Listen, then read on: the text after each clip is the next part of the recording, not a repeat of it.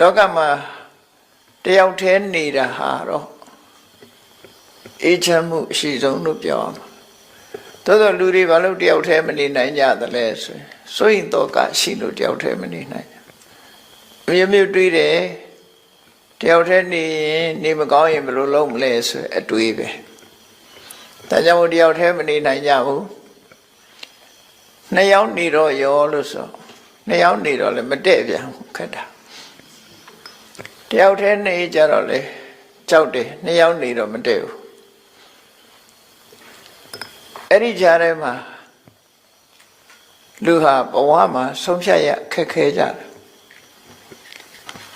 နှစ်ယောက်အတူနေပေမဲ့လို့ကြောချင်းပေးပြီးတော့တယောက်နဲ့တယောက်စကားမပြောတဲ့ပုဂ္ဂိုလ်တွေအများကြီးပဲနော်မိသားစုတဲမှာကိုရှိ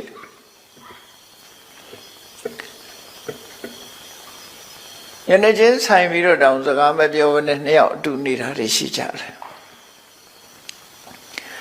ဘယ်လိုအတွေးနဲ့ဘယ်လိုနေကြသလဲတော့မသိဘူးနော်တယောက်တည်းနေပြန်တော့လေမနေရဘူးမနေချင်ဘူးနေတော့နှစ်ယောက်အစမြပြေတဲ့ဘဝမှာနှစ်ယောက်နေတာကြတော့ဟိုငြိမ်းချမ်းမှုကတစ်ခါဆုံးရှုံးပြန်တယောက်တည်းဆိုတော့စကားများစရာတော့မရှိဘူးနှစ်ယောက်ဆိုရင်တစ်ခါမဟုတ်တစ်ခါစကားများကြတယ်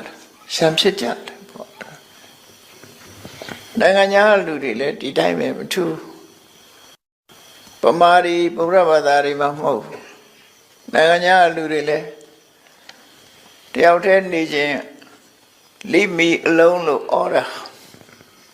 သူတယောက်တည်းနေမယ် leave me alone ဆိုပြီးတော့ဩတယောက်တည်းနေပြန်တော့လေလုံးလေးဖြစ်တယ်ကြောက်ပြန်တယ်နော်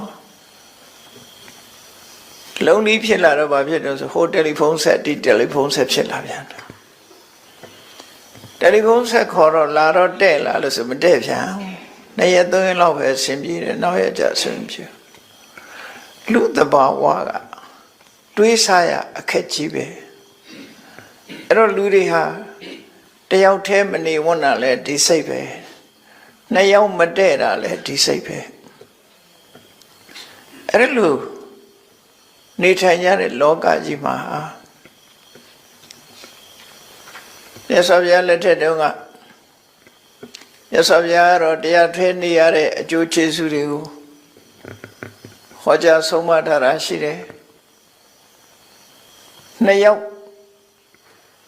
နေလို့တူနဲ့တူနဲ့အဆင်ပြေလို့ဆုံးမဩဝါဒတွေရလို့အကူအညီရလို့ဆိုရင်နှစ်ယောက်နေတာအဆင်ပြေတယ်အဲ့ဒီလိုမှမဟုတ်ဘူးဆိုလို့ရှိရင်တော့အဆင်မပြေဘူးဆိုတော့တယောက်တည်းပဲနေတာကောင်းတယ်လို့တခါတော့ကမြတ်စွာဘုရားကတယောက်တည်းနေရခြင်းရဲ့အကျိုးကျေးဇူးကိုဖော်ပြတဲ့အခါမှာရှေ့မျောကြည့်လိုက်တယောက်မှမရှိနောက်လှည့်ကြည့်တယောက်မှမရှိလမ်းမှာခရီးသွားတဲ့အခါမှာဟန်ကြလို့တဲ့ထိုင်ခြင်းတဲ့နေရာထိုင်လို့ရတယ်ထိုင်ခြင်းတဲ့နေရာလည်းထိုင်လို့ရတယ်ထိုင်ခြင်းသလိုလည်းထိုင်လို့ရတယ်ကိုမြင်မဲ့လူတယောက်မှမရှိဘူးလို့ဆိုလို့လွတ်လပ်မှုရဲ့အရာတာကိုဖော်ပြတာ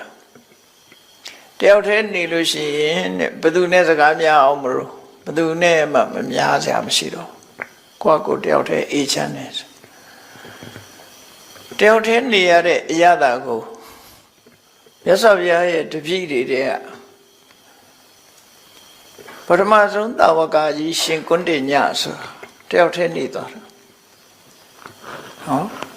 တပည့်ဆက်ကြတရားဟောတော့ကတော့ပိဿဝဂီ၅ပါးအတူနေကြတာပေါ့နောက်ပိုင်းရောက်တဲ့အခါမှာရှင်ကွန်းတင်ညတယောက်တည်းနေတာ